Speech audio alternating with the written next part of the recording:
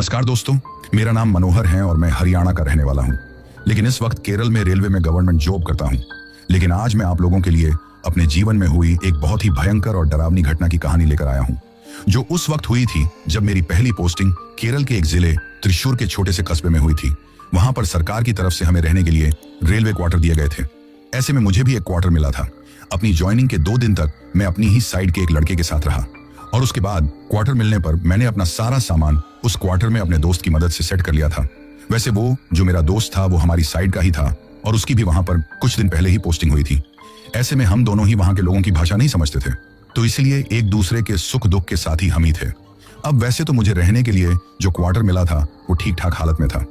रहने के लिए 2 कमरे, एक बड़ा हॉल, 2 लेट बाथ, साथ ही आगे की साइड और पीछे की साइड खाली पड़ी हुई जगह भी थी, जिसमें हम कुछ बागवानी वगैरह भी कर सकते थे और चारों तरफ हरियाली ही हरियाली थी। नारियल के पेड़ काफी ज्यादा थे, जिसकी वजह से वो जगह काफी खूबसूरत लगती थी।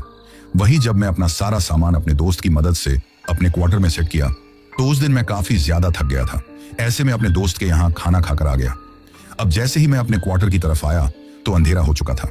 जब मैं अपने क्वार्टर के सामने पहुंचने ही वाला था कि दूर से मुझे ऐसा लगा जैसे मेरे क्वार्टर के बाहर दरवाजे के पास सीढ़ी पर कोई गर्दन नीचे झुकाए हुए, घुटनों में अपना चेहरा छुपाए हुए बैठा है। दूर से ही मुझे बाहर जो बल्ब जल रहा था उसकी धीमी रोशनी में कोई बैठा हुआ दिखाई दे रहा था। यह देखकर मैं हैरान रह गया कि आखिर कौन हो सकता है। जरूर कोई पड़ोस में रहने वाला कोई आदमी होगा, मेरा इंतजार कर रहा होगा। यह सोचकर मैं जल्दी जल्दी कदम बढ़ाते हुए उस तरफ चला गया। परंतु जब मैं क्वार्टर के नजदीक पहुंचा तो मैंने देखा कि वहां पर कोई भी नहीं था। यह देखकर मैं हैरान रह गया। मैंने चारों तरफ देखा लेकिन सच में कोई नहीं था, और वैसे भी मैं बाहर का जो गेट बंद करके गया था वो भी बिल्कुल वैसे ही बंद था। तो फिर वो मुझे कौन दिखाई दिया था, यही मैं सोच रहा था। अब सोच रहा था कि शायद ये मेरे मन का भ्रम होगा, किसी पेड़ की परछाई होगी और मुझे ऐसा लग रहा होगा। ये सोचकर मैंने ज्यादा इस बात पर ध्यान नहीं दिया और अपने क्वार्टर का गेट खोला। अब जैसे ही अंदर आने लगा तो मुझे ऐसा लगा जैसे कोई मेरे पीछे पीछे चलते चलते क्वार्टर के अंदर आ गया हो, क्योंकि किसी के चलने के कदमों की आवाज मुझे सुनाई दे रही थी। ये महसूस होते ही हड़बड़ाते हुए अब मैंने पीछे मुड़कर देखा तो कोई भी नहीं था, बस तेज तेज हवाएं चल रही थी। ये देखकर मैंने सोचा कि हवा इतनी तेज चल रही है जिसकी वजह से ऐसा ही लगा होगा। ये सोचकर कि मौसम खराब ना हो जाए, ये सोचकर मैंने फिर क्वार्टर का गेट अंदर से अच्छे से बंद किया। वैसे भी यहाँ के मौसम का कुछ पता नहीं है, कब खराब हो जाए। ये सोचकर फिर मैं अपने कमरे में आया, अपने कपड़े चेंज किए और सोने के लिए अपने पलंग पर लेट गया था। उस वक्त मेरे पास सोने के लिए बस मेरा पलंग ही था। जब मैं अपने पलंग पर लेटा हुआ था तो मुझे ऐसा लगा जैसे दूसरे कमरे में कोई है, क्योंकि किसी के चलने का, किसी के होने का एहसास मुझे हो रहा था। यह महसूस होते ही मैं सोचने लगा कि कौन हो सकता है। ऐसे में मैं उठकर दूसरे कमरे में आया तो देखा कि उसका दरवाजा तो बंद था। फिर भी मैंने दरवाजा खोलकर उसमें अंदर देखा तो उसमें कोई नहीं था।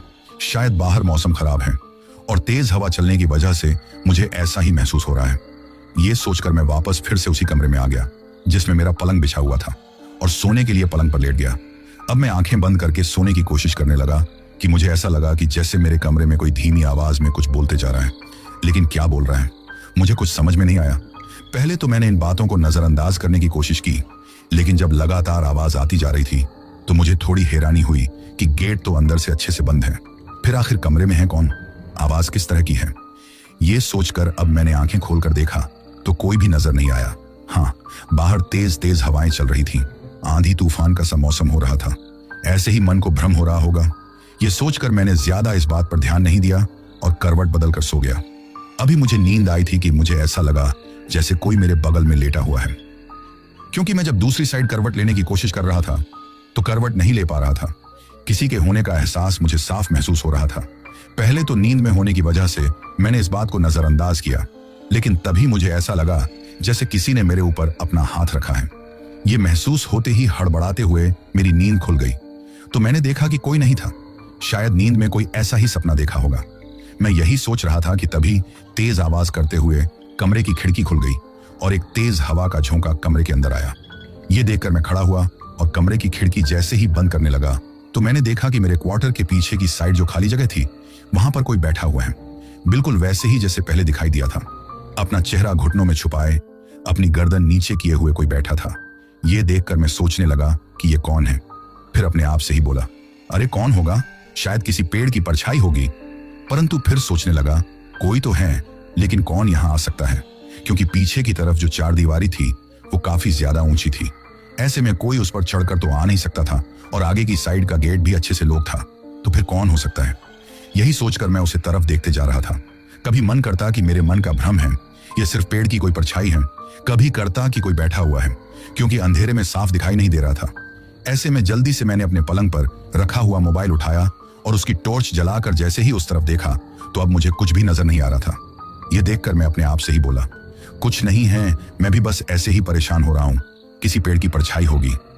ये सोचकर मैंने कमरे की खिड़की जैसे ही बंद की तो मुझे ऐसा लगा जैसे किसी ने पीछे से मेरे कंधे पर हाथ रखा है। ये महसूस होते ही हड़बड़ाते हुए, घबराते हुए मैंने पीछे की तरफ देखा, परंतु कुछ भी नहीं था। यार, मैं भी ना आज बहुत ज्यादा थक गया हूं, इसलिए ना जाने कैसे कैसे भ्रम हो रहे हैं मुझे। ये सोचकर कमरे की खिड़की बंद करके मैं सोने के लिए लेट गया और कुछ ही देर में मुझे नींद आ गई थी। धीरे धीरे इसी तरह रात गुजर गई। अगले दिन सुबह होते ही जल्दी से नहाकर मैं रसोई में आया तो मैंने देखा कि रसोई में जो फल, फ्रूट और सब्जियां रखी हुई थी उन्हें जैसे किसी ने बुरी तरह नोच नोच कर खाया था, चारों तरफ बिखरी पड़ी थी। ये देखकर पहले तो मैं हैरान रह गया, फिर सोचा कि शायद कोई चूहा आ गया होगा जिसने ऐसी हरकतें की होंगी।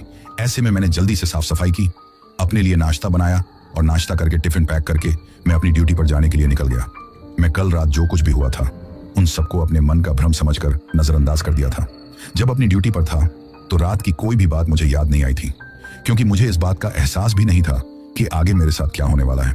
फिर ड्यूटी खत्म करके वहां से वापस शाम को लौटते समय अपने मोबाइल से मेरी अपने घर वालों से बात हो रही थी।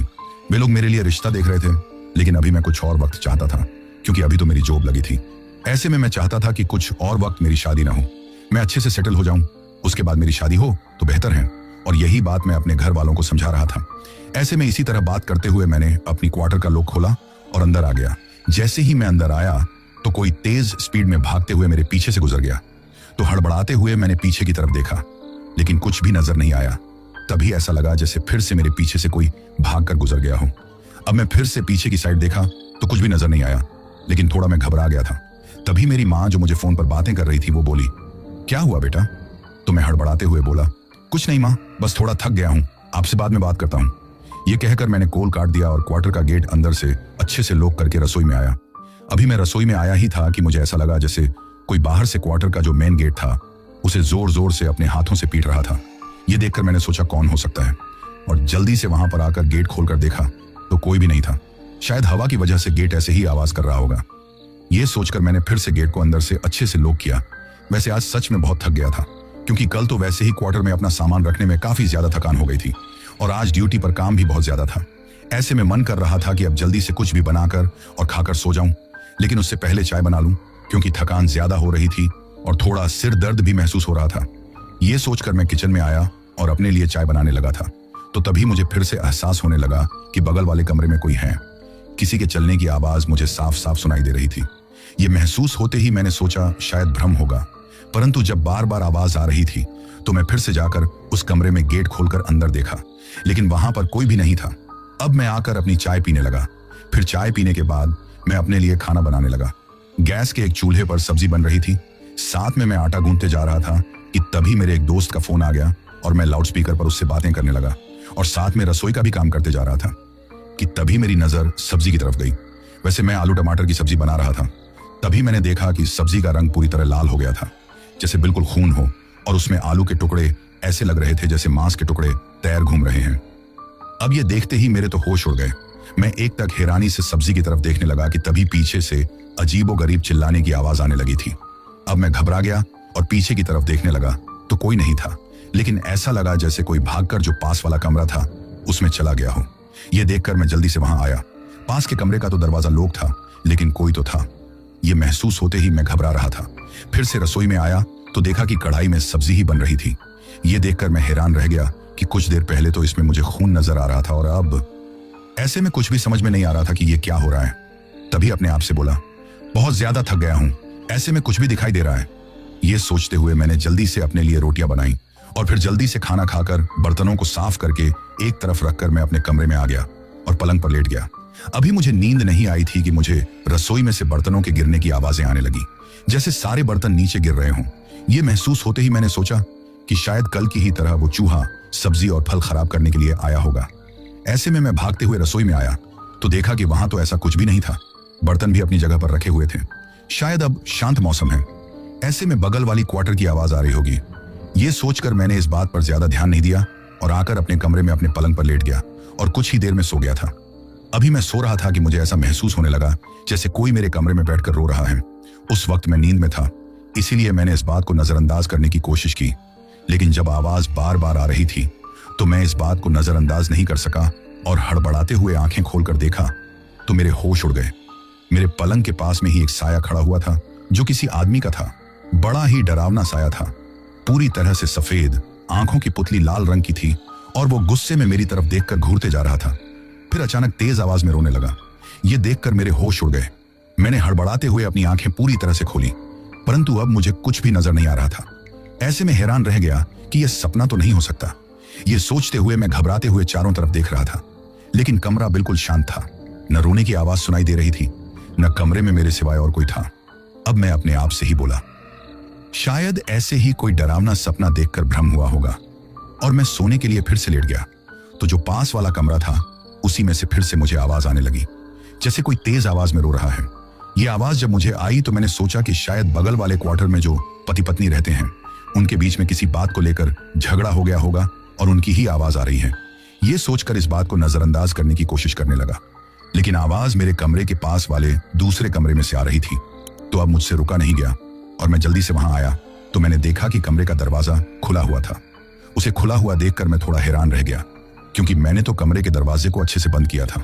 अब घबराते हुए मैंने कमरे में अंदर जाकर देखा तो मुझे कुछ भी नजर नहीं आया, लेकिन तभी मुझे ऐसा लगा जैसे किसी ने पीछे से मुझे एक तेज धक्का मारा हो। यह महसूस होते ही हड़बड़ाते हुए मैंने पीछे देखा तो कोई भी नहीं था।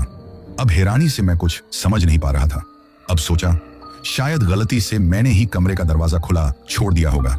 यह सोचकर दरवाजा अच्छे से लॉक किया और वापस आकर अपने कमरे में अपने पलंग पर लेट गया। फिर से सोने की कोशिश करने लगा था, लेकिन अब मुझे थोड़ी घबराहट हो रही थी। कुछ ठीक नहीं लग रहा था। सोच रहा था कि माना गलती से कमरा तो खुला छोड़ दिया होगा, लेकिन मुझे धक्का किसने मारा था यह बात समझ में नहीं आ रही थी। परंतु फिर भी सुबह ड्यूटी जाना है, यह सोचकर सोने की कोशिश कर रहा था। ऐसे में अभी अपनी आंखें बंद की थी कि मुझे ऐसा लगा जैसे कोई मेरे सिरहाने की तरफ खड़ा हुआ है और मेरे बहुत करीब से मुझे देख रहा है। यह महसूस होते ही आंखें खोलकर देखा तो कुछ भी नहीं था। फिर अपने आप से बोला, यह आजकल मुझे हो क्या रहा है? कैसे उल्टे सीधे ख्याल दिमाग में आ रहे हैं, कैसे कैसे भ्रम हो रहे हैं। यह सोचकर मैंने अपनी आंखें बंद कर ली और सारी बातों को नजरअंदाज करके सोने की कोशिश करने लगा। तो कुछ ही देर में मुझे नींद आ गई थी। धीरे धीरे इसी तरह रात गुजर गई थी। अब तक जो कुछ हो रहा था उन्हें बस ऐसे ही मन का भ्रम, कोई डरावना सपना समझकर मैं नजरअंदाज कर रहा था, लेकिन मुझे नहीं पता था कि असलियत क्या है। अगले दिन मैंने अपने लिए नाश्ता बनाया, नाश्ता किया और अपना टिफिन पैक करके मैं अपनी ड्यूटी पर चला गया था। वहां काम करते हुए कब वक्त गुजर गया पता ही नहीं चला। शाम को वापस लौटते समय आज फिर मम्मी का कॉल आ गया था और मैं उनसे बातें करते हुए अपने क्वार्टर पर पहुंच गया। वहां पर जाकर मैंने अपने लिए चाय बनाई और मम्मी का कॉल कट गया। अब मैं बाहर रखी हुई एक कुर्सी पर बैठकर चाय पीने लगा था। चाय पीकर फिर मैं अपने लिए खाना बनाना शुरू कर दिया। बाहर चारों तरफ अंधेरा हो गया था। मैं खाना बनाते हुए रसोई में से जो पीछे की तरफ खिड़की थी उसमें से पीछे की साइड भी देख रहा था, तो मुझे उस रात की तरह फिर से एक साया पीछे की तरफ बैठा हुआ दिखाई दिया, जिसे देखकर पहले तो मैंने नजरअंदाज करने की कोशिश की कि शायद किसी पेड़ की ऐसे ही परछाई होगी, लेकिन जब वो साया मुझे दिखाई दे रहा था तो अब मुझसे रुका नहीं गया और मैं सारा काम छोड़कर गेट खोलकर अपनी टॉर्च लेकर पीछे की तरफ गया। चारों तरफ देखा लेकिन कुछ भी नजर नहीं आ रहा था। हाँ, मेरे क्वार्टर के पीछे की तरफ एक बड़ा सा शीशम का पेड़ था। तेज हवा चलने की वजह से उसके पत्ते आवाज कर रहे थे और उसकी डालियां भी हिल रही थीं। ऐसे में सोचा शायद इसकी ही छाया होगी। ये सोचकर इस बात पर ज्यादा ध्यान नहीं दिया और रसोई में आकर बाकी का काम किया। फिर खाना खाया और खाना खाने के बाद अपने पलंग पर आकर सोने के लिए लेट गया। अभी तक सब कुछ शांत था, ऐसा कुछ भी नहीं हुआ था जिससे मुझे थोड़ी भी घबराहट हो। कुछ देर मैंने अपना मोबाइल चलाया, फिर सोने के लिए आंखें बंद कर ली। ऐसे में तभी कुछ ही देर में मैं सो गया। जब मैं गहरी नींद में सो रहा था तो मुझे ऐसा लगा जैसे कोई मेरे कमरे में जोर जोर से रो रहा है। नींद में होने की वजह से पहले तो मैंने इस बात को नजरअंदाज किया और वैसे भी मेरे साथ पहले भी काफी बार ऐसा हो चुका था, तो मैंने नींद में कोई ध्यान नहीं दिया। तभी मुझे भयानक रूप से चिल्लाने की आवाज सुनाई दी। ऐसा लगा जैसे कोई तेज आवाज में मेरे क्वार्टर के अंदर चिल्लाया हो। वो आवाज बड़ी ही भयानक और डरावनी थी, तो मैंने हड़बड़ाते हुए अपनी आंखें खोली और देखा तो कोई नहीं था, परंतु मेरे दिल की धड़कन बढ़ गई थी। तभी अचानक तेज आवाज करते हुए पीछे से कमरे की खिड़की खुल गई। अब जैसे ही मैं उस खिड़की को बंद करने के लिए गया तो मेरे क्वार्टर के पीछे की साइड में वही साया फिर से मुझे बैठा हुआ दिखाई दिया। तो उसे किसी पेड़ की छाया समझकर मैं नजरअंदाज करता, उससे पहले ही अचानक उस साये ने मेरी तरफ देखा तो अंधेरे में लाल रंग की चमकती हुई उसकी आंखें मुझे दिखाई दी तो मेरे भी होश उड़ गए। तभी जैसे उस साये ने मेरी तरफ देखकर अजीब सी मुस्कान दी तो उसके भयानक दांत भी मुझे अंधेरे में चमकते हुए दिखाई दे रहे थे। ये देखकर तो मैं बहुत ज्यादा घबरा गया और भागकर मैंने जल्दी से अपनी पलंग पर जो मोबाइल था उसे उठाया और टॉर्च जलाकर पीछे की तरफ देखा। लेकिन अब तो मुझे कुछ भी नजर नहीं आ रहा था, परंतु घबराहट बहुत ज्यादा हो रही थी। मैं अपने आप से ही बातें कर रहा था, नहीं अब मुझे भ्रम नहीं हो रहा है, कुछ ना कुछ तो है। ये सोचते हुए बहुत ज्यादा घबराहट हो रही थी। ऐसे में मैंने जल्दी से कमरे की खिड़की को बंद किया और सोने के लिए वापस पलंग पर लेट गया, लेकिन बहुत ज्यादा डर रहा था। फिर भगवान को याद करते हुए और ये सोचकर कि ऐसा कुछ नहीं है, मैं सो गया। अभी मुझे ठीक तरीके से नींद भी नहीं आई थी कि मुझे ऐसा लगा जैसे किसी ने मेरे हाथ पैरों को जकड़ दिया हो। मैं अपने हाथ पैरों को चाहते हुए भी नहीं हिला पा रहा था। मेरे पास में मेरे पलंग के चारों तरफ जैसे कोई रोते हुए घूम रहा है। ये महसूस होते ही मैं आंखें खोलने की कोशिश कर रहा था, लेकिन आंखें भी नहीं खोल पा रहा था। तब बड़ी मुश्किल से मैंने आंखें खोली तो अचानक ऐसा लगा कि सामने दीवार से एक भयानक चेहरा निकल कर आया और उसने मेरे ऊपर झपट्टा मारा। ये देखकर मेरी चीख निकल गई और दिल की धड़कन बढ़ गई थी। मैं बहुत ज्यादा घबरा गया। अब घबराते हुए चारों तरफ देखने लगा, लेकिन कुछ भी नहीं था। शायद मैं नींद में ही ऐसे घबरा गया हूं, क्योंकि काफी बार होता है कि जब हम सोने की कोशिश करते हैं तो हमें कभी कभी ऐसी घबराहट होती है जैसे हम पलंग पर से गिर गए या हमने कोई ऐसा डरावना सपना देखा जिसकी वजह से ऐसा लगता है कि हकीकत में ही हमारे साथ ऐसा हुआ है। उस वक्त भी मैंने सोचा कि शायद ऐसा ही कुछ मेरे साथ हुआ है। ये सोचते हुए मैं अपने आप को तसल्ली देने की कोशिश कर रहा था। अब देर तक इधर उधर करवट बदलते हुए जब मेरा डर थोड़ा कम हुआ तो भगवान का नाम लेते हुए मैंने फिर से सोने के लिए आंखें बंद कर ली। धीरे धीरे मेरी आंख लग गई और मुझे नींद आ गई थी। अभी सोए हुए कुछ ही वक्त हुआ था कि तभी फिर से मुझे कुछ महसूस हुआ। तो नींद में ही थोड़ी आंखें खोलकर देखा तो मैंने देखा कि मेरे पीछे की साइड से सिरहाने की तरफ से एक चेहरा मेरे ऊपर झुका हुआ था, जो मेरे काफी करीब था और मुझे घूर कर देख रहा था। मैंने उस चेहरे को देखा तो बहुत ज्यादा घबरा गया। काफी डरावना सा चेहरा था। ऐसे में पल भर में ही मेरी नींद तो न जाने कहां गायब हो गई। लेकिन और दिन की तरह न तो मुझे उस वक्त ऐसा लगा कि मुझे कोई भ्रम हुआ है, न ऐसा लगा कि मैंने कोई डरावना सपना देखा है, क्योंकि उस वक्त अपनी आंखों के सामने उस डरावने साये को मैं देख रहा था, जो कि इतना डरावना था कि मैं आपको बता नहीं सकता। मैं उस वक्त घबराते हुए उसकी तरफ देखने लगा तो वो साया मेरी तरफ देखकर अजीब तरीके से मुस्कुराने लगा। ये देखकर मैं थर थर कांपने लगा था। तभी मुझे ऐसा लगा कि जैसे कोई मेरे सामने खड़ा होकर भयानक रूप से हंस रहा है। उसके हंसने की आवाज जब मुझे सुनाई दी तो घबराते हुए मैंने अपने सामने की तरफ देखा तो कोई भी मुझे नजर नहीं आया। ये देखकर घबराते हुए मैंने फिर से उस साये की तरफ देखा, लेकिन अब मुझे वो साया भी नजर नहीं आ रहा था। ये देखकर फिर मैं घबराते हुए उठकर अपने पलंग पर बैठ गया। अब मुझे कुछ भी नजर नहीं आ रहा था, परंतु कुछ देर पहले मैंने जो कुछ देखा था उसे भी तो भूल नहीं सकता था। अब अपने आप से बोला, ये मन का भ्रम नहीं है, कुछ ना कुछ तो यहाँ है, कुछ ना कुछ गड़बड़ तो है। ये सोचकर ही मुझे घबराहट होने लगी थी। अब तो एक पल भी मुझसे वहां रुका नहीं जा रहा था। तभी मैंने घड़ी पर नजर डाली तो रात के लगभग 2 बजे का समय हो रहा था। ऐसे वक्त मैं कहीं भी नहीं जा सकता था। ये सोचकर फिर मैं सोने की कोशिश करते हुए फिर से लेट गया, लेकिन घबराहट की वजह से नींद नहीं आ रही थी। अब एक एक पल गुजारना मेरे लिए बहुत मुश्किल हो रहा था। ऐसे में मैंने सोच लिया था कि आज की रात कैसे भी गुजार जाए। कल मैं अपने दोस्त, जो मेरी ही साइड का था, जिसका नाम राजीव था, उसके पास चला जाऊंगा। इस क्वार्टर में कुछ भी ठीक नहीं है। जब से आया हूं तब से कुछ ना कुछ ऐसी ही घटनाएं हो रही हैं। ये सोचते हुए मेरे साथ जो कुछ हुआ था वो सारी बातें मुझे याद आने लगी, जिसकी वजह से और ज्यादा घबराहट होने लगी और मैं भगवान को याद करते हुए अपने आप को तसल्ली और हिम्मत देता जा रहा था।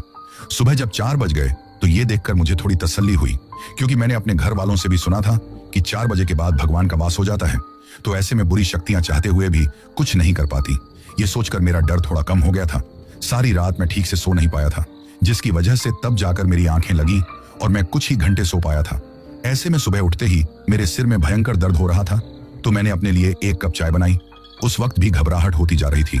जब चाय बन गई तो चाय पीकर कल रात जो कुछ हुआ था उसे याद करके मुझे अभी बहुत ज्यादा डर लग रहा था। मैं अब वहां एक पल रहते हुए भी डर रहा था। ऐसे में मैंने जल्दी से अपने लिए टिफिन बनाया, क्योंकि आज नाश्ता करने का मन नहीं था, और अपनी ड्यूटी पर निकल गया था। वैसे मेरा मन कर रहा था कि मैं अपने दोस्त को सारी बातें बताऊं, लेकिन वो रात की ड्यूटी करके लौटा था और शायद इस वक्त सो रहा होगा।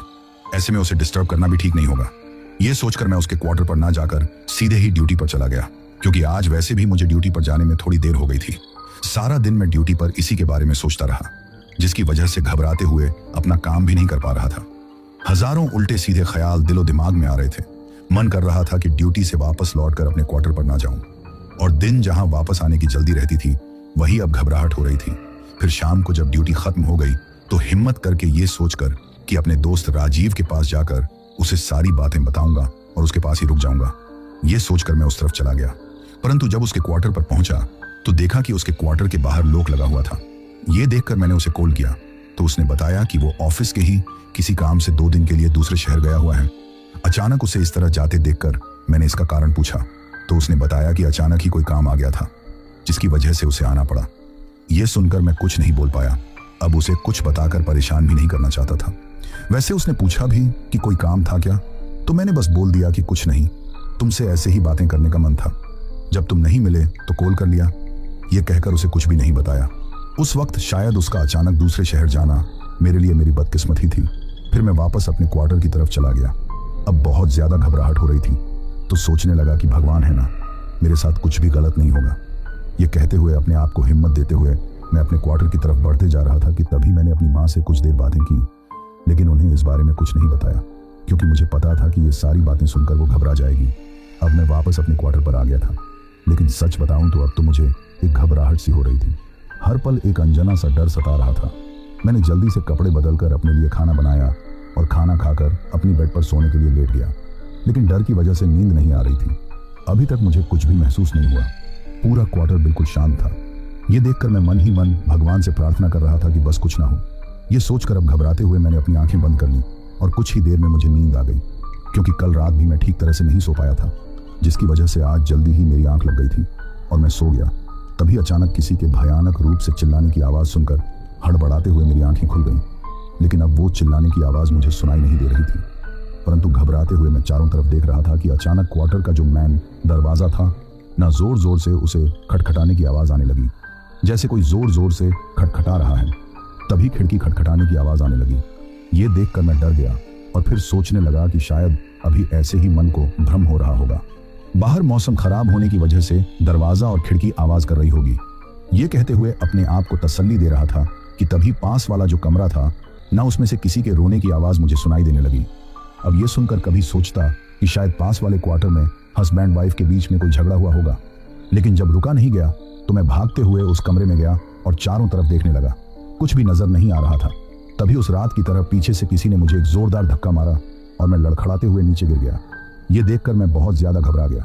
उठकर मैंने जल्दी से उस कमरे का दरवाजा बंद किया और वापस भागते हुए अपने कमरे में आकर अपने पलंग पर बैठ गया था। अपने दोस्त के बारे में सोचकर उसे इस बारे में बताऊं, लेकिन वो भी तो यहाँ नहीं है। अगर कुछ बताऊंगा तो इतनी दूर से क्या कर पाएगा। शायद यहाँ किसी से उसकी बोलचाल हो तो मैं उसके पास चला जाऊं, क्योंकि यहाँ तो एक पल भी नहीं रुका नहीं जा रहा था। वैसे भी मुझे आए हुए कितने ही दिन हुए थे, ऐसे में मेरी किसी से कोई जानकारी नहीं थी। रात के वक्त उसके क्वार्टर पर जाना मुझे ठीक नहीं लग रहा था, जिसकी वजह से शायद राजीव को मैं सब कुछ बता दूं। ये सोचकर मैंने उनके पास कॉल भी किया, लेकिन उनका फोन भी नहीं लग रहा था। अब बहुत ज्यादा घबराहट हो रही थी।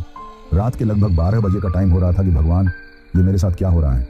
ये सोचकर क्या करूं, कहां जाऊं, कुछ समझ में नहीं आ रहा था और मैं घबराते जा रहा था। लेकिन फिर सब कुछ शांत हो गया। ऐसा लग रहा था जैसे कुछ भी नहीं है। तो मैं पलंग पर सोने के लिए लेट गया था, लेकिन डर की वजह से नींद नहीं आ रही थी। इन्हीं सब के बारे में सोचते जा रहा था और धीरे धीरे रात के लगभग 1 बजे के आसपास मेरी आंखें लग गईं और मुझे नींद आ गई। अभी मुझे सोए हुए कुछ ही वक्त हुआ था कि तभी मुझे अपने पास किसी के खड़े होने का एहसास हुआ, जैसे कोई जोर जोर से सांस ले रहा है। यह महसूस होते ही घबराते हुए आंखें खोलकर देखा। कुछ भी नजर नहीं आया, लेकिन तभी सामने की दीवार पर एक भयानक चेहरा मुझे दिखाई दिया, जिसे देखकर तो मेरे होश उड़ गए थे। वो भयानक आंखें अजीब तरीके से मेरी तरफ देखने लगी और धीरे धीरे पूरे क्वार्टर में रोने की आवाज गूंजने लगी, जो आवाज काफी भयानक और डरावनी थी। ये देखकर मैं बहुत ज्यादा घबरा गया और अपने पलंग पर से उठने की कोशिश करने लगा, तो ऐसा लगने लगा जैसे किसी ने मेरे हाथ पैरों को जाम कर दिया हो। मैं अपने पलंग पर से हिल भी नहीं पा रहा था कि अचानक मेरा पलंग इस तरह से हिलने लगा जैसे पूरे घर में भूकंप आ गया हो, जिसकी वजह से घबराते हुए मैं चिल्ला भी नहीं पा रहा था, क्योंकि हाथ पैरों की तरह जैसे मेरा गला भी जाम हो गया था। तभी रसोई में जो बर्तन रखे हुए थे एक एक करके आवाज करते हुए नीचे गिरने लगे और अचानक ऐसा लगने लगा जैसे क्वार्टर में कोई तेजी से भाग रहा है। किसी के भागने की उसके कदमों की आवाज मुझे साफ सुनाई दे रही थी। जिसकी वजह से उस वक्त मुझ पर क्या गुजर रही थी मुझसे बेहतर कौन समझ सकता है। तभी ऐसा लगा कि मेरे कमरे के पास वाला दूसरा कमरा है। ना किसी ने तेज आवाज करते हुए उसके गेट को खोला है और उसमें से भी मुझे अजीब तरीके की आवाज आने लगी। कभी लगता कोई रो रहा है, कभी लगता कोई चिल्ला रहा है, तो कभी लगता जैसे कोई लड़ाई झगड़ा कर रहा है। पूरे क्वार्टर में ऐसा लग रहा था जैसे एक तूफान सा आया हुआ था। तभी मैं उठने की कोशिश की तो अब मैं उठ सकता था। ये देखकर मैं घबराते हुए जल्दी से पलंग पर से उठकर जैसे ही अपने कमरे से बाहर निकला तो जो दूसरा कमरा था ना उसकी तरफ मेरी नजर गई। वहां पर देखा कि कोई फांसी के फंदे से लटका हुआ था। ये देखकर तो मेरे पैरों तले ही जमीन खिसक गई। समझ में नहीं आ रहा था कि मेरी आंखों के सामने जो कुछ देख रहा हूं वो कोई सपना है या सच में हकीकत है। अगर हकीकत है तो फिर ये फांसी के फंदे पर कौन लटक रहा है। ये सोचते हुए उस वक्त मैं बहुत ज्यादा डर गया कि तभी फांसी के फंदे पर जो आदमी लटका हुआ था ना उसने अचानक इस तरह से आंखें खोली कि मेरी आवाज गले में ही दबकर रह गई। तभी फांसी के फंदे पर लटकते हुए उस आदमी ने घूरकर मेरी तरफ देखा तो मेरी चीख निकल गई। मैं थर थर कांपने लगा था। पल भर में ही जैसे दिमाग ने काम करना ही छोड़ दिया था। घबराते हुए उस तरफ ही देख रहा था क्योंकि ये वही आदमी था जो मुझे पहले भी दिखाई दे चुका था, लेकिन हमेशा मैंने उसे सिर्फ एक बुरा सपना और अपने मन का भ्रम समझा था। परंतु अब सब कुछ मुझे अपनी आंखों के सामने साफ दिखाई दे रहा था। फंदे पर लटकता वो आदमी, उसकी भयानक आंखें, उसका भयानक चेहरा। अब मुझे देखकर फिर वो अजीब तरीके से हंसने लगा। जैसे ही वो हंसने लगा तो उसका चेहरा और ज्यादा डरावना हो गया। ये देखकर मैं डरते हुए पीछे की तरफ मुड़ा तो अचानक मुझे ऐसा लगा जैसे किसी ने मुझे जोर से धक्का मार दिया हो, जिससे मैं वहीं फर्श पर गिर गया। अब मैं थर थर कांपने लगा। अब मैंने सोचा कि यहाँ रहना ठीक नहीं है, यहाँ से निकलकर रेलवे स्टेशन की तरफ ही भाग जाऊं। वैसे छोटा सा रेलवे स्टेशन था, रात के वक्त तो अधिकतर सुनसान रहता था, लेकिन यहाँ से तो बेहतर है। कम से कम वहां जाने पर जान तो बच जाएगी, कुछ रेलवे कर्मचारी भी मिल जाएंगे। ये सोचकर मैं उठकर जो क्वार्टर का गेट था उस तरफ भागते हुए गया। दरवाजा खोलने की कोशिश की लेकिन दरवाजा नहीं खुल रहा था। ये देखकर मैं बहुत ज्यादा घबरा गया और घबराते हुए हड़बड़ाते हुए दरवाजे को खोलने की पूरी कोशिश कर रहा था, लेकिन दरवाजा ऐसा लग रहा था जैसे बाहर से किसी ने लॉक कर दिया हो। मेरे बहुत कोशिश करने पर भी नहीं खुल रहा था। वही मेरे क्वार्टर में मेरे पीछे से जोर जोर से चिल्लाने की आवाज आ रही थी। वही जिस कमरे में मैंने उस आदमी को फांसी के फंदे पर लटका हुआ देखा था। अब वहां पर कुछ भी नजर नहीं आ रहा था, लेकिन वहां से किसी के भयानक रूप से रोने की आवाज आ रही थी और ऐसा लग रहा था जैसे कोई तेजी से कदमों से उस कमरे में चल रहा है। ये देखकर मैं घबराते हुए बार बार चिल्लाते हुए कह रहा था, कोई दरवाजा खोलो, लेकिन जैसे मेरी आवाज किसी को भी सुनाई नहीं दे रही थी। तभी अचानक आवाज करते हुए दरवाजा खुल गया। ये देखकर मैं भाग पाता कि एक तेज हवा का झोंका आया और ऐसा लगा जैसे किसी ने धक्का देकर मुझे अंदर गिरा दिया हो। अब मैं फर्श पर गिरा ही था कि ये देखकर मैं कुछ समझ पाता। तभी तेज आवाज करते हुए अचानक वो दरवाजा फिर से बंद हो गया। अब तो मैं बहुत ज्यादा डर गया था। ऐसा लग रहा था कि घबराते हुए बेहोश हो जाऊंगा। तभी रसोई में से नल के चलने की आवाज सुनाई दी। ये देखकर घबराते हुए उस तरफ देखने लगा तो दूसरी साइड से बाथरूम में से भी नल चलने की आवाज सुनाई दी। तभी ऐसा लगा जैसे जो कमरा था जिसमें मैं सोता था उसमें से कोई भागते हुए मेरी तरफ आया हो, लेकिन दिखाई कोई नहीं दे रहा था। बस महसूस हो रहा था कि तभी किसी ने जैसे मेरा पैर पकड़ा और मुझे घसीटते हुए जिस कमरे में फांसी के फंदे पर लटका हुआ वो आदमी दिखाई दिया, उस कमरे में ले गया। वहां फिर से मैंने देखा कि अभी फांसी के फंदे पर वही आदमी लटका हुआ था जो मेरी तरफ देखकर अजीब तरीके से हंसने लगा। उसकी भयानक हंसी चारों तरफ गूंज रही थी। ये देखकर मैं उठकर उस कमरे से भागने लगा तो अचानक जैसे किसी ने मेरा पैर पकड़ लिया हो। अब मैं घबराते हुए अपना पैर छुड़ाने की कोशिश करने लगा तो अचानक मुझे एक जोर का झटका लगा और सामने की दीवार से मेरा सिर टकरा गया, जिससे मेरे सिर में चोट लग गई थी। अब मैं लड़खड़ाते हुए नीचे फर्श पर गिर गया। मेरे सिर में खून बहता जा रहा था कि तभी मुझे अपने चेहरे के पास झुकते हुए वही डरावना आदमी दिखाई दिया जो अजीब तरीके से मेरी तरफ देखकर जोर जोर से हंस रहा था। यह देखकर मैं बेहोश हो गया। जब मुझे होश में आया तो मैंने देखा कि सुबह हो चुकी थी और अब मैं हॉस्पिटल में था। उस वक्त अपने आप को अस्पताल में देखकर मैं बहुत ज्यादा हैरान रह गया। मुझे रात की सारी बातें याद आने लगी और घबराहट होने लगी कि मैं हॉस्पिटल में कैसे आ गया। कुछ भी समझ में नहीं आ रहा था कि तभी मेरे ही पड़ोस में रहने वाले हस्बैंड वाइफ मेरे पास में आए। वो औरत अपनी भाषा में कुछ बोलने लगी थी जो मेरे बिल्कुल भी समझ में नहीं आ रही थी। तभी वो आदमी जो शायद थोड़ा बहुत हिंदी जानता था मेरी तरफ देखकर बोला, अब कैसा लग रहा है आपको? ये सुनकर मैं घबराते हुए हाँ में सिर हिला दिया, लेकिन अभी तक समझ में नहीं आ रहा था कि आखिर ये लोग मुझे यहाँ कैसे लेकर आए। मेरे तो क्वार्टर का दरवाजा बंद था, तो फिर ये अंदर कैसे गए? ये सोचते हुए मैं कुछ बोलता उससे पहले ही तभी उस आदमी ने मुझे बताया कि राजीव का कॉल आया था। शायद रात में तुमने उसे कॉल किया था, लेकिन तुम्हारा कॉल शायद लगा नहीं था और रात के वक्त वो भी सो रहा था। ऐसे में उसने सुबह जब मैसेज देखा तो तुम्हारे फोन पर कॉल किया, लेकिन तुम्हारा कॉल नहीं लग रहा था। ऐसे में कहीं तुम्हें कोई जरूरी काम तो नहीं है, ये सोचकर मेरे पास फोन किया था और मैं तुमसे बात करवाने के लिए तुम्हारे क्वार्टर की तरफ गया था। तो देखा कि दरवाजा खुला हुआ था। ये देखकर मैं अंदर गया। वहां पर तुम बेहोश पड़े थे, तुम्हारे सिर में चोट लगी थी। ये देखकर मैं परेशान हो गया। सोचा कि शायद तुम फिसल कर गिर गए हो। तभी मैंने आवाज देकर अपनी पत्नी को बुलाया और तुरंत ही तुम्हें लेकर यहां पर आ गया। वैसे अब ठीक हो ना? ये सुनकर घबराते हुए मैं कुछ भी बोल नहीं पाया। रात की सारी बातें मुझे एक एक करके याद आने लगी, तो मैं बहुत ज्यादा घबराने लगा। मुझे इस तरह घबराते देखकर वो आदमी बोला, क्या हुआ? तो मैं हड़बड़ाते हुए बोला, कुछ नहीं, सिर में थोड़ा दर्द है। ये कहते हुए समझ में नहीं आ रहा था कि इसे सारी बातें बताऊं या नहीं बताऊं, क्योंकि मेरी बातें सुनकर हो सकता है कि ये मेरी बातों पर यकीन ना करें। ऐसे में शायद कुछ बताना ठीक ना होगा। वैसे भी अगर मेरे साथ ये सब कुछ ना हुआ होता और कोई मुझे ऐसी बातें बताता तो मेरे लिए भी यकीन करना मुश्किल होता। इसीलिए शायद मैं कुछ भी बताऊंगा तो कोई मेरी बातों पर यकीन नहीं कर पाएगा। ये सोचकर कुछ बोल नहीं पा रहा था।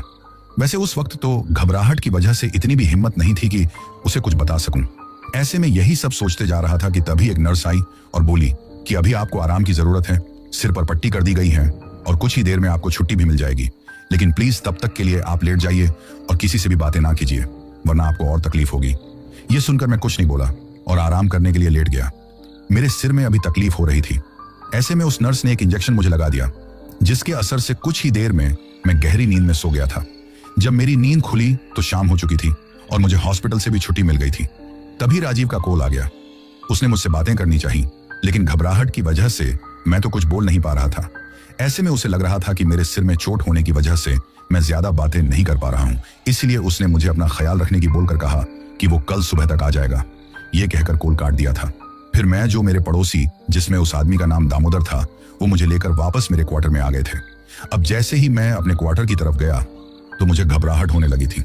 मैं उनसे मना करना चाहता था कि मैं यहाँ वापस नहीं आना चाहता, परंतु मैं घबराते हुए कुछ बोल भी नहीं पा रहा था। वे लोग मुझे मेरे क्वार्टर के अंदर लेकर आ गए थे। तभी मैं चिल्लाते हुए बोलने को हुआ कि अचानक मुझे अपनी आंखों के सामने वही डरावना आदमी दिखाई दिया, जो खड़ा हुआ मेरी तरफ देखकर मुस्कुरा रहा था। उस वक्त उसे अपनी आंखों के सामने देखकर घबराते हुए मैं उन दोनों पति पत्नी की तरफ देखने लगा, लेकिन जैसे वो मुझे ही दिखाई दे रहा था, शायद उन दोनों को नजर नहीं आ रहा था। तभी घबराते हुए मैं कुछ बोलता कि उस डरावने आदमी ने घूर कर मेरी तरफ देखा तो मुझे ऐसा लगने लगा जैसे किसी ने मेरा गला पकड़कर जोर से दबा दिया हो, और सांस लेने में भी मुझे मुश्किल होने लगी थी। ये देखकर वे दोनों हस्बैंड वाइफ थोड़ी परेशान हो गए। उन्हें लगा कि शायद मेरी तबीयत ठीक नहीं है। ऐसे में उन्होंने मुझे सहारा देकर पलंग पर लिटा दिया, परंतु मैं बहुत ज्यादा घबरा रहा था। मेरी हालत देखते हुए और दामोदर मेरे पास में ही रुक गया और उसकी पत्नी वहां से चली गई। उस वक्त दामोदर मुझसे बातें करने की कोशिश कर रहा था। मुझसे पूछ रहा था कि आखिर कल मेरा पैर कैसे फिसल गया, जिससे मेरे सिर में चोट लग गई। इसके साथ में ही मेरे घर परिवार के बारे में भी बातें कर रहा था, परंतु डर की वजह से मैं कुछ नहीं बोल पा रहा था। ऐसे में उसने ज्यादा बातें नहीं की और ये कहकर कि थोड़ा आराम कर लो, तुम्हें अच्छा लगेगा, वो अपने फोन में कुछ देखने लग गया था। तभी उसकी पत्नी मेरे लिए दलिया बनाकर लेकर आई। अब जैसे ही उस आदमी ने मुझे दूध दलिया खिलाना चाहा तो मुझे ऐसा लगा जैसे उसमें दूध दलिया नहीं खून हो। ये देखकर मैं थर थर कांपने लगा। तभी वो आदमी मेरी तरफ देखकर बोला, क्या हुआ? अब ये सुनकर घबराते हुए मैंने उस कटोरे की तरफ देखा तो अब मुझे उसमें दूध दलिया ही नजर आ रहा था। अब तो मैं और ज्यादा परेशान हो गया, क्योंकि मुझे लग रहा था कि इस क्वार्टर में अगर मैं सारी रात रहा ना तो जो ये बुरी आत्मा है ना, मुझे जिंदा नहीं छोड़ेगी। ऐसे में घबराते हुए मैं थोड़ा सा दूध दलिया खाया। तभी राजीव का कॉल आया तो दामोदर उससे बात करने लगा और उसे बताया कि मेरी हालत कैसी है। ऐसे में बात करते हुए दामोदर उससे बोला कि माना कि इसके सिर में चोट लगी है, जिसकी वजह से घबराहट हो सकती है, लेकिन अस्पताल में भी इसे बहुत ज्यादा घबराहट हो रही थी और यहाँ आया है तब तो कुछ अजीब सी ही इसे घबराहट है। ऐसा लग रहा है जैसे किसी चीज को देखकर घबरा रहा हो। मुझे तो कुछ ठीक नहीं लगता। अब ये सुनकर राजीव ने उससे कहा कि वो आज रात की ही गाड़ी से कल सुबह तक वहां पहुंच जाएगा। ये कहते हुए दोनों ने उस वक्त कुछ देर बातें की। फिर दामोदर ने मुझे दवाई दी। दवाई लेकर मैं सोने के लिए लेट गया तो दामोदर मेरी तरफ देखते हुए बोला, कुछ तो बताओ कि आखिर बात क्या है। अब ये सुनकर मैं हड़बड़ाते हुए कुछ बोलने लगा तो मुझे फिर से वही सब कुछ याद आने लगा। ऐसे में मैं बोला, कुछ नहीं, मेरे सिर में थोड़ा ज्यादा दर्द है। ये सुनकर दामोदर बोला, मुझे लगता है आपको अंदरूनी चोटें आई हैं, या तो दवाई से आपको आराम मिल जाएगा वरना सिटी स्कैन करवा लेना। यह सुनकर मैं सिर्फ उसकी तरफ देखते रहा, लेकिन बोला, कुछ नहीं। उसके बाद दवाई के असर से कुछ ही देर में मुझे नींद आ गई। वहीं मुझे सोए हुए देखकर दामोदर भी नीचे एक दरी बिछाकर सो गया था, क्योंकि उसका वहां रहना भी मेरे लिए जरूरी था। शायद मुझे रात को कोई दिक्कत हो जाए। और वैसे भी राजीव ने उसे रात को रुकने के लिए बोल दिया था। जब मैं गहरी नींद में सो रहा था तो मुझे ऐसा लगा जैसे कोई मेरे गले को जोर से दबा रहा है, जिसकी वजह से सांस लेने में भी मुझे तकलीफ हो रही थी। ये महसूस होते ही मैंने हड़बड़ाते हुए आंखें खोलकर देखा तो मेरे होश उड़ गए। मेरी आंखें फटी की फटी ही रह गई, क्योंकि मेरी आंखों के सामने अक्सर मुझे दिखाई देने वाला वही डरावना आदमी मेरा गला पकड़े हुए था। तभी वो आदमी अजीब तरीके से मुझे घूरने लगा तो लाल कलर की उसकी आंखों में से अब जैसे खून निकलने लगा था। ये सब अपनी आंखों के सामने देखकर मेरी आंखें फटी की फटी ही रह गई। तभी उस आदमी ने मेरा गला पकड़कर मुझे पकड़कर हवा में लहरा दिया, जिसकी वजह से मैं बहुत ज्यादा डर गया। साथ में ही मेरा गला दबाने की वजह से अब मेरी सांस उखड़ने लगी थी। अपने साथ ये सब कुछ होते हुए देखकर मेरे दिमाग ने काम करना छोड़ दिया। क्या करूं? मैं कुछ समझ नहीं पा रहा था कि आखिर ये मेरे साथ में क्या हो रहा है। ऐसा लगने लगा था कि शायद अब मैं जिंदा नहीं बचूंगा, क्योंकि अब मुझे अपनी आंखों के सामने अपनी ही मौत नजर आ रही थी। इससे पहले कि मेरी आंखें बंद होती तभी उस डरावने आदमी ने मुझे इस तरह से फेंका कि मैं सामने दीवार से टकरा गया और नीचे गिर गया। अब मेरे नीचे गिरने की आवाज सुनकर दामोदर की नींद खुल गई तो उसने मेरी तरफ देखा और मुझे फर्श पर गिरा हुआ देखकर दामोदर अब भागते हुए मेरे पास आया और मुझे संभालते हुए बोला, क्या हुआ? परंतु घबराहट की वजह से मैं कुछ बोल नहीं पा रहा था, बस डरते हुए चारों तरफ देख रहा था। लेकिन अब वो डरावना आदमी मुझे कहीं दिखाई नहीं दे रहा था। तभी दामोदर बोला, अगर आपको रात को टॉयलेट जाना था तो आप मुझसे बोल देते।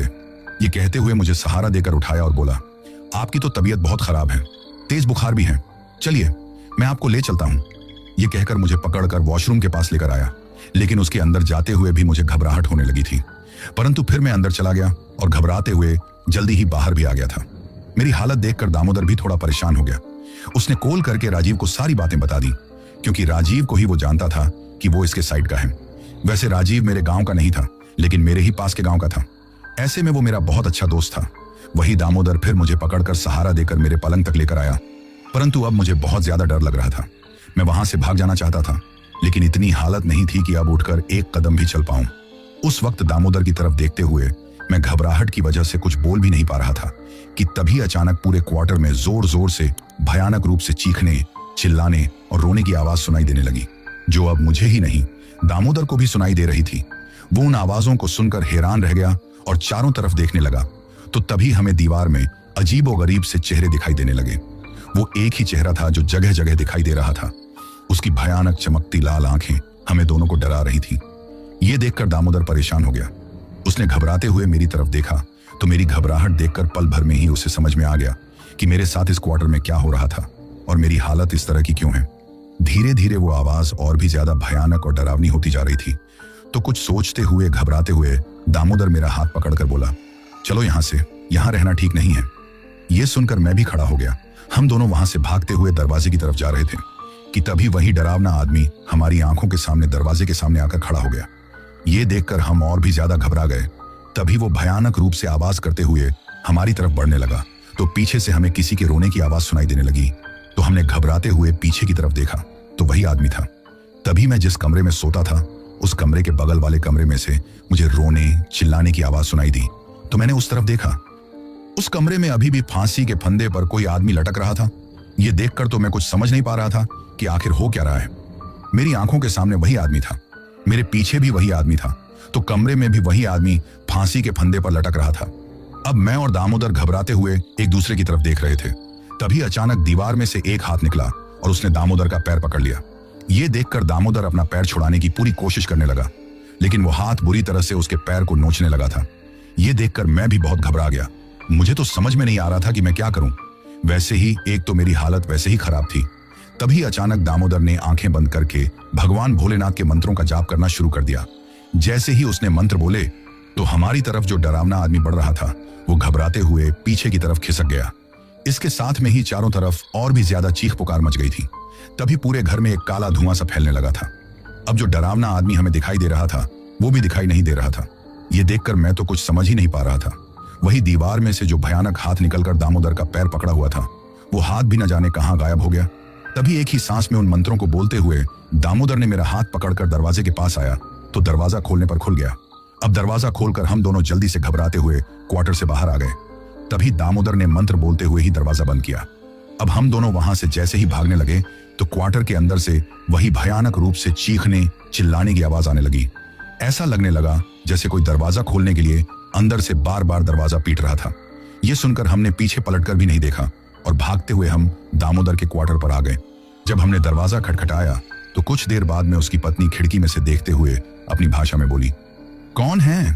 तभी दामोदर हड़बड़ाते हुए बोला, जल्दी से दरवाजा खोलो। यह सुनकर उसने दरवाजा खोल दिया तो हमें इस तरह परेशान देखकर वो कुछ समझ नहीं पा रही थी। वही दामोदर मुझे लेकर अंदर आया और क्वार्टर का दरवाजा बंद कर दिया। अब उसकी पत्नी अपनी भाषा में दामोदर से कुछ पूछते जा रही थी तो दामोदर ने अपनी भाषा में उसे कुछ समझाया, जिसे सुनकर वो भी बहुत ज्यादा डर गई। वही मेरी हालत देखकर दामोदर मेरी तरफ देखते हुए बोला, घबराओ मत, यहां तुम ठीक हो। तभी उसकी पत्नी पानी लेकर आई तो घबराते हुए मैंने थोड़ा सा पानी पिया। उस रात घबराहट की वजह से हम सब सो भी नहीं पाए थे। सुबह लगभग 5 बजे के आसपास राजीव भी आ गया था, लेकिन कॉल करके दामोदर ने उसे बता दिया था कि वो मेरे क्वार्टर पर ना जाकर उसके क्वार्टर पर आ जाए, तो वो सीधे ही दामोदर के क्वार्टर पर आ गया था। वही हमें इस तरह परेशान देखकर उसने हैरानी से पूछा कि आखिर हुआ क्या है, तो दामोदर ने उसे सारी बात बता दी। ये बात सुनकर उसके लिए भी यकीन करना थोड़ा मुश्किल हो गया था। वो मेरी तरफ देखने लगा। अब हिम्मत करके हड़बड़ाते हुए मैंने अपने साथ जो कुछ हुआ था वो सारी बातें बता दी, जिसे सुनकर हर कोई परेशान हो गया, साथ में थोड़ा घबराने भी लग गए थे। अब राजीव मेरी तरफ देखते हुए बोला, तुम्हारे साथ इतना सब कुछ हो रहा था तो तुमने मुझे बताया क्यों नहीं? ये सुनकर मैं बोला, पहले तो मुझे लगा था कि ये सब कुछ मेरे मन का भ्रम है, लेकिन जब मुझे लगा कि कुछ ना कुछ तो गड़बड़ है, कुछ अजीब है, तो मैं तुम्हें बताना चाहता था, लेकिन तुम दूसरे शहर गए हुए थे। ऐसे में कुछ बताकर तुम्हें परेशान नहीं करना चाहता था। ये सुनकर राजीव बोला, परेशानी की क्या बात है, तुम्हें बताना चाहिए, तुम मेरे भाई की तरह हो। अगर तुम्हें कुछ हो जाता तो मैं अपने आप को कभी माफ नहीं कर पाता। तभी कुछ सोचते हुए दामोदर बोला, इसका मतलब लोग कहते हैं जो सच कहते हैं कि उस क्वार्टर में दुष्यंत की आत्मा घूमती है। उसे ऐसा कहते देखकर मैंने और राजीव ने उसकी तरफ देखा। तभी राजीव हैरानी से बोला, क्या मतलब? तो दामोदर ने कहा कि इस क्वार्टर में पहले एक परिवार रहता था। इसमें एक दुष्यंत नाम का आदमी अपनी बीवी बच्चों के साथ रहता था। आए दिन उन दोनों पति पत्नी के बीच में किसी बात को लेकर झगड़ा होता ही रहता था। उस वक्त हम लोग यहाँ पर आए ही थे। हमने पहले तो इस बात पर ज्यादा ध्यान नहीं दिया, लेकिन जब रोजाना देर रात तक झगड़ा होता रहता था तो हमने इस बारे में आस पड़ोस के लोगों से पूछा, क्योंकि दुष्यंत लोगों से ज्यादा मतलब नहीं रखता था, न ही उसकी पत्नी को किसी से बोलने देता था। तो पता चला कि दुष्यंत रोज शराब पीकर हंगामा करता है, बेवजह अपनी पत्नी और बच्चों के साथ मारपीट करता है, जिसकी वजह से लड़ाई झगड़ा होता है। ये सुनकर हमें अच्छा नहीं लगा, लेकिन दुष्यंत को समझाने का भी कोई फायदा नहीं था, क्योंकि लोगों का कहना था कि वो बेवजह ही गाली गलौज करने लग जाएगा। इसी तरह दिन गुजर रहे थे। उनके रोजाना के ही नाटक थे। एक दिन सुबह सुबह दुष्यंत के घर से रोने चिल्लाने की आवाज सुनाई देने लगी तो हम सभी लोग वहां पर भागते हुए गए तो दुष्यंत की लाश फंदे पर लटकी हुई थी। उसने शराब के नशे में रात को सुसाइड कर लिया था। उस वक्त उसकी पत्नी ने बताया था कि रात को जब वो शराब पीकर आया तो सभी के साथ मारपीट करते हुए गाली गलौज देने लगा। ऐसे में ये देखकर दोनों पति पत्नी में खूब लड़ाई हुई। उसके बाद में वो दूसरे कमरे में जाकर दरवाजा बंद करके फंदे से लटक गया। सुबह जब काफी दरवाजा खटखटाने पर भी उसने दरवाजा नहीं खोला तो उन्होंने जैसे तैसे करके अंदर से दरवाजे का लॉक बाहर से तोड़ दिया। फिर दरवाजा खोलकर देखा तो दुष्यंत फांसी के फंदे पर लटका हुआ था। ऐसे में पुलिस केस हुआ। पुलिस आई, सब लोगों से पूछताछ की, लाश को अपने साथ ले गई। तो लाश के साथ में ही उसके बीवी बच्चे भी चले गए। उसके कुछ दिनों बाद दुष्यंत के परिवार में से कुछ लोग आए और जो सारा सामान था वो लेकर चले गए। तभी से ये क्वार्टर खाली पड़ा था। लोगों का कहना है कि उन्हें उस क्वार्टर में अब भी दुष्यंत की आत्मा के होने का एहसास होता है। कभी कोई खिड़की के पास खड़ा दिखाई देता है तो कभी क्वार्टर के आगे और पीछे की जो खाली जगह है वहां बैठा हुआ दिखाई देता है, परंतु मैंने ऐसा कुछ नहीं देखा था, इसलिए बस लोगों के मन का भ्रम समझकर इस बात पर ज्यादा ध्यान नहीं दिया था। लेकिन आज जो कुछ हुआ ये कहकर दामोदर भी परेशान हो गया। अब सारी सच्चाई हमारी आंखों के सामने आ गई थी, इसीलिए किसी में भी इतनी हिम्मत नहीं थी कि उस क्वार्टर में जाकर मेरा सामान भी निकाल कर लेकर आ सके। वही मेरा बुखार कम होने का नाम नहीं ले रहा था। ऐसे में फिर राजीव ने ही कॉल करके मेरे घर वालों को सारी बात बताई तो उनके भी होश उड़ गए। वे लोग वहां से आने के लिए रवाना हो गए थे। ऐसे में 2 दिन के लंबे सफर के बाद जब वे आकर पहुंचे तो मुझे देखकर उन्होंने थोड़ी चैन की सांस ली, लेकिन बहुत ज्यादा घबराए हुए थे। मेरे पापा और मेरे भाई दोनों रास्ते में आते वक्त भी थोड़ी थोड़ी देर में कॉल करके मेरी खबर ले रहे थे। फिर मेरी हालत देखकर वो लोग मुझे अपने साथ गांव लेकर आ गए। वहां जाकर हमने देवी देवताओं के भी दर्शन किए, डॉक्टर के यहाँ भी मुझे दिखाया। तब जाकर मेरी तबीयत थोड़ी ठीक हुई। धीरे धीरे मेरी तबीयत में सुधार होने लगा तो मैं अब वापस अपनी जॉब पर जाना चाहता था, लेकिन उस क्वार्टर में एक पल भी नहीं रह सकता था। मेरे घर वाले तो मुझे जॉब पर भेजने के नाम से ही घबरा रहे थे, लेकिन जाना तो जरूरी था ना। वही राजीव ने फिर वहां के ही रहने वाले कुछ लोगों को पैसे देकर दिन के उजाले में मेरा जो भी सामान था सारा सामान निकलवा लिया। उसके बाद मैं राजीव के साथ ही उसके क्वार्टर में रहने लग गया था, क्योंकि राजीव भी अकेला ही रहता था। परंतु जो कुछ मेरे साथ हुआ था वो मेरे दिलो दिमाग में इस कदर असर कर गया था कि रात को कई बार नींद में सोते हुए भी डर कर बैठ जाता था। धीरे धीरे मैं इन सब से निकलने की कोशिश करने लगा, लेकिन राजीव के साथ रहते हुए भी उस क्वार्टर की तरफ कभी भूल कर भी नहीं जाता था। कुछ वक्त बाद राजीव की शादी हो गई, तो मैंने पास के ही कस्बे में किराए पर कमरा ले लिया, जहां से रोज मोटरसाइकिल से अपनी ड्यूटी पर आ जाता। जब मेरी शादी हुई तो मैं अपनी पत्नी को भी अपने साथ लेकर चला गया था। धीरे धीरे मेरा डर भी काफी कम हो गया था, लेकिन जो कुछ हुआ था उसे कभी भूल नहीं पाया। आज भी रात के अंधेरे में कभी उन सब के बारे में सोचता हूँ ना तो थर थर कांपने लगता हूँ। और वो भूतिया क्वार्टर आज भी खाली पड़ा है और एक खंडहर में बदल चुका है, क्योंकि उसके बाद कोई भी उसमें रहने के लिए नहीं आया। अगर किसी को सरकार की तरफ से वो मिला भी तो अड़ोस पड़ोस के लोगों की बात सुनकर किसी ने भी उसमें रहने की हिम्मत नहीं की।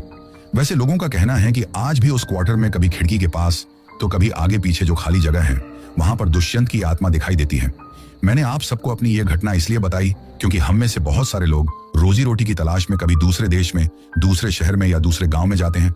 वहां पर कभी हमें सरकारी क्वार्टर रहने के लिए मिल जाता है तो कभी किराए का घर रहने के लिए मिल जाता है, लेकिन हमें पता नहीं होता कि हमसे पहले कुछ ऐसी घटनाएं वहां घट चुकी हैं जो हमारे लिए भी जानलेवा बन सकती हैं, जैसा मेरे साथ हुआ था।